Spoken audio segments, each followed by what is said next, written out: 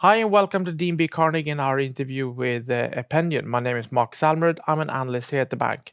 I have with me Jenny Sjödahl, who is CEO at Ependion. Hi, Jenny. Hi there.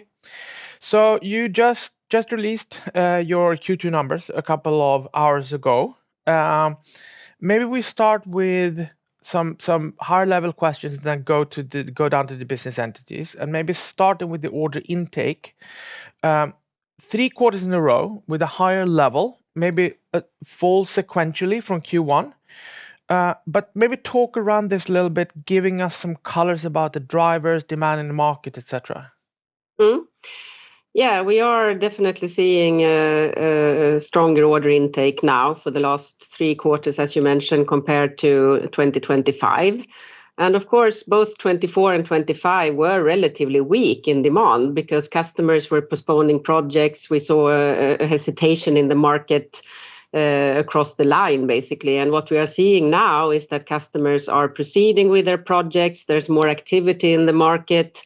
It's not super high activity. That's important to remember, but much better than last year. And I think it's across both business entities. It's across basically all of our focus segments as well. And in terms of geography, we also see increased activity both in Asia, partly in Europe, especially on the Westermo side, and also in North America. So it's a pretty broad-based increase, I would say. So broad-based is the right word to use. There's nothing like running away driving it, but it is basically across the board is a little bit better, is how we should see it. Yeah, I would say so, yes. And maybe before we go to the segments, maybe stopping a little bit on defense, because it is a new focus segment. You mentioned it's progressing well, and you more than doubled the booking rate in the first half year, and you have verified several products against military standards. Maybe talk a little bit about your thoughts about defense as a sector in the maybe short and medium term. Yeah, I think we all see what is happening in this sector, especially in Europe. There's a lot of activity, a lot of investments happening, and we made the decision end of last year to actually go for this segment. And of course, it takes time to build up customer relationships and so on, and we are still in the starting phase. But on the other hand, if we look at Westermo, we already had existing customers in the defense space, some really prominent ones actually. And those are the ones actually driving the growth right now, because we have not yet seen the effect of the new activities, so to say, that we are starting to initiate. So I think it's looking good, but of course it's going to take a little bit of time before we see it really taking off. But it's progressing according to plan. Mm-hmm. And then maybe moving on to starting with Westermo and starting with train. So the train segment was a bit weaker in the second quarter after having been quite strong for a couple of quarters in a row. What is demand like in this segment, would you say? Yeah, I think the demand is actually quite healthy. We are following the progress of our key customers, of course, and they are reporting high order bookings, big order stocks, healthy market development. And this is being driven by, sustainability, sustainable transportation, aging, rolling stock fleets across Europe, for example, urbanization, and all these mega trends are driving demand for rail transportation in general. So that's a healthy situation. Then, of course, some of our customers are having challenges in terms of operational excellence, so to say, and actually delivering on their big order stock. And that is, of course, something that they are working on. But in general, I see the development in the train sector as positive. And I think last time we talked about, the pipeline has been good in the train segment for many years. And I think a shift that we've seen in the past couple of quarters has been, we talked about financing coming through, and maybe projects that has been in pipeline is starting also to kind of come through. Is this ongoing? And should we see this kind of development as more of a lumpiness? Because we know that order intake is lumpy.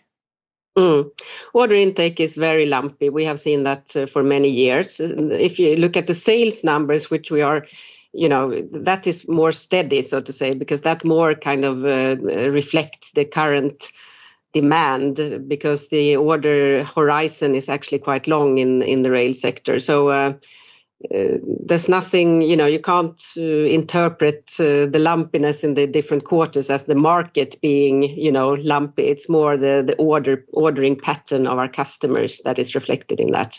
Mm-hmm, mm-hmm. And then on the energy side, which was also interesting to see, you mentioned that as a segment which is growing quite well, and I guess that has to do with Welotec in particular. How is demand for Welotec's products developing?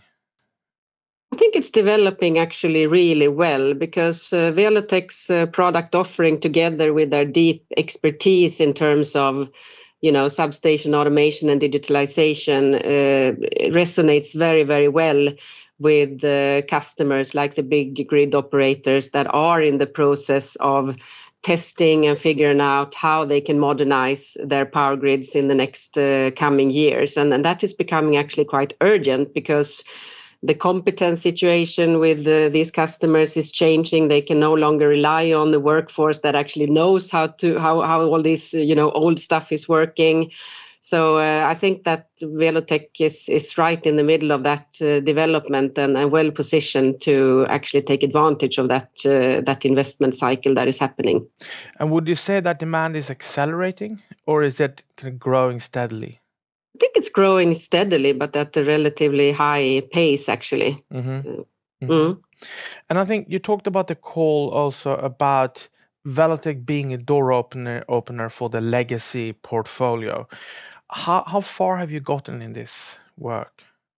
Yeah, I wouldn't call it a legacy portfolio. It's a modern portfolio within Westermo. But you are right. They are definitely a door opener, because again, their competence, their expertise is valuable to customers, and they have an edge, so to say, in that space compared to the other portfolio, which is more, pretty much the same as some of the incumbents. So I think that is what is playing out now, that we can, that there's a customer interest. We can bring the full portfolio to these customers through the Welotec relationships, and the other way around, because Westermo also has some really good relationships within this area. So it's a win-win there, and we can benefit in the whole group there.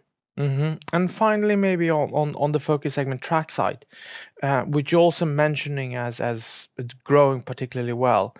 How is that developing? Yeah, trackside has a lot to do with the rail digitalization, and the fact that Europe and other continents need to modernize their signaling systems in order to be able to run more trains on existing tracks and so on.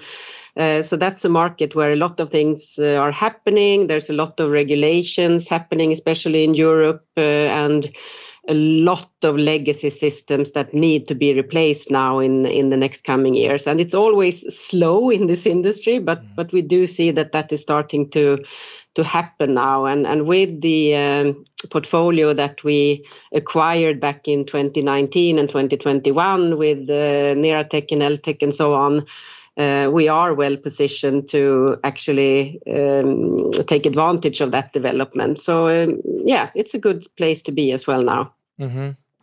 And about taking advantage, you mentioned the offensive review that you started undertaking in Q1, which is now done, and for which you take a cost of 8 million krona in the quarter.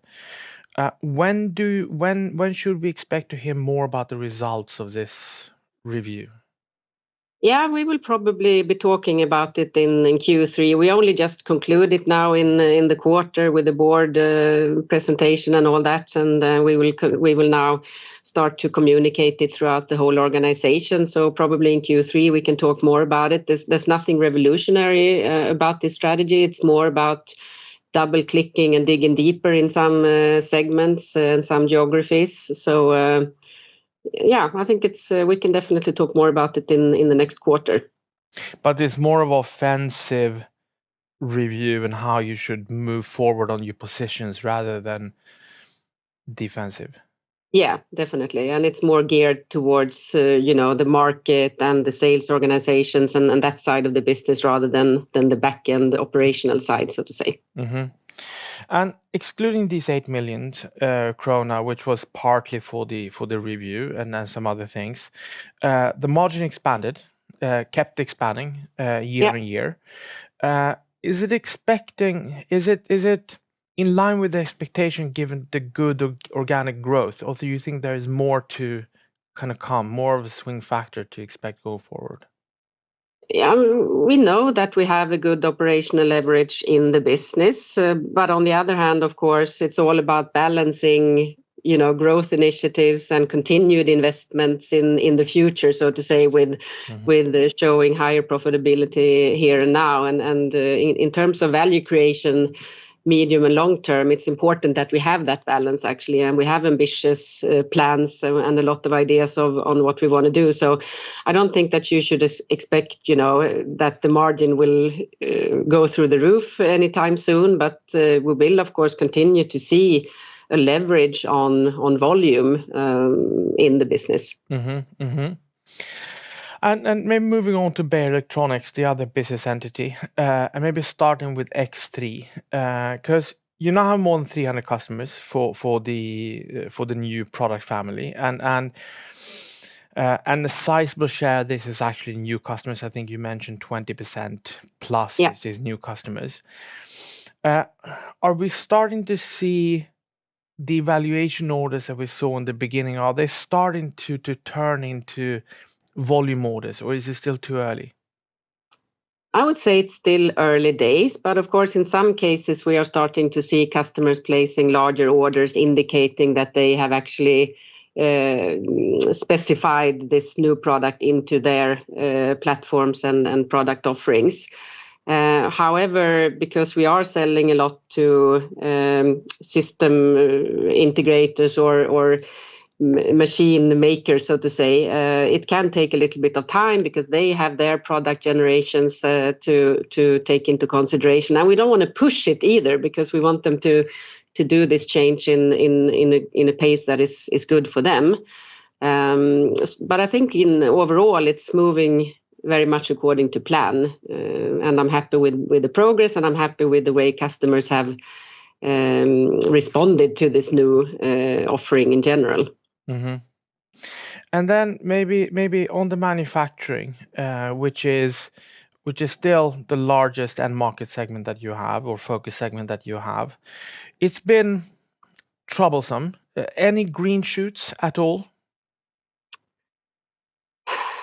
Not really. I mean, it's moving a little bit upwards, but I would say mainly sideways, and we don't really see any change in that for the time being, really. So I think we need to expect it to be a little bit moving sideways in the coming quarters as well. That's my view right now. Mm-hmm. And marine wasn't really mentioned in the report. I assume that is steady as goes. It continues to grow and at a steady pace. Yes, definitely. There we do see a healthy growth. Yes. Uh-huh. And on the energy side, which you identify here as a separate focus segment, what do you think? What is an impact of identifying and singling it out as a segment?